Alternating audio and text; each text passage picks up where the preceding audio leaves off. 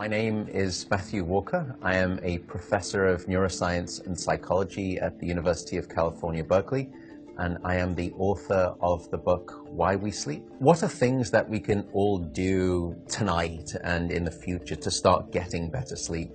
Well, beyond carving out a non-negotiable 8-hour sleep opportunity, there are probably at least 5 things that we can do. The first is that we have to try and maintain regularity. And if there's one thing that you take away from this, it would be going to bed at the same time and waking up at the same time, no matter whether it's the weekday or the weekend. Even if you've had a bad night of sleep, still wake up at the same time of day and reset. The second thing is that we are a dark-deprived society in this modern era, and we need darkness in the evening to allow the release of a hormone called melatonin.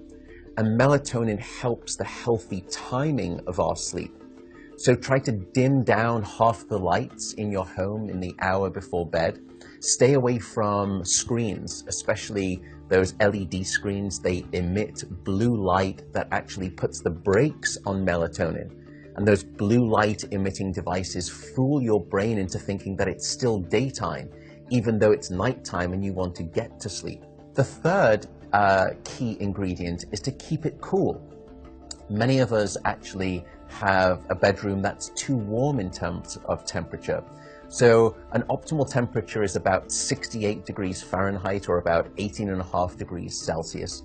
And the reason is that your brain and your body need to drop their core temperature by about 2 to 3 degrees Fahrenheit to initiate good sleep. And that's the reason that you will always find it easier to fall asleep in a room that's too cold than too hot. So having a cool room actually takes your brain and body in the right temperature direction to get good sleep. The fourth critical factor is actually avoiding alcohol and caffeine. Unfortunately, this makes me deeply unpopular, but alcohol is perhaps the most misunderstood drug when it comes to sleep. People think that it helps them fall asleep. That's not actually true. Alcohol is a class of drugs that we call the sedatives. And what you're doing is just knocking your brain out. You're not putting it into natural sleep. We also know that alcohol will fragment your sleep, so you'll wake up many more times throughout the night. And alcohol is also a very potent chemical for blocking your dream sleep or your rapid eye movement sleep. Caffeine is also a problem. Many of us know that caffeine can keep us awake. It's an alerting chemical. It's a stimulant in terms of a class of drugs. But few people know that even if you can have a cup of coffee after dinner and you fall asleep fine and maybe you stay asleep, the depth of the deep sleep that you have when there is caffeine within your brain isn't as deep as when you have abstained from that cup of coffee after dinner. So as a consequence, you wake up the next morning, you feel unrefreshed, and you don't remember waking up or having a difficult time falling asleep, but now you find yourself reaching for 2 or 3 cups of coffee in the morning, and you develop this dependency, this addiction cycle.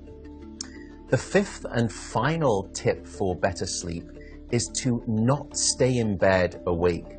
So if you haven't fallen asleep within 20 or so minutes, or you've woken up and you're finding it difficult to fall back asleep, don't stay in bed awake. The reason is that your brain very quickly starts to learn the association between your bed being about the place that you're awake rather than your bed being about sleep.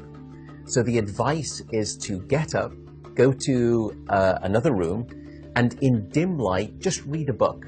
No screens, no email checking, no food. And only when you feel sleepy should you return to bed. And that way you can actually then relearn the association between your bedroom being about the place of sleep rather than being awake. I should also note that some people don't like the idea of getting up and going out to a different room if it's dark and they're warm in bed. An alternative is actually meditation. Meditation has been demonstrated in clinical trials to help people just relax the body, calm down the fight or flight branch of the nervous system that can happen when we wake up in the middle of the night and we have that Rolodex of anxiety thoughts. And by meditating, you can start to quiet the mind as well as the body, and that also helps you fall back asleep more easily.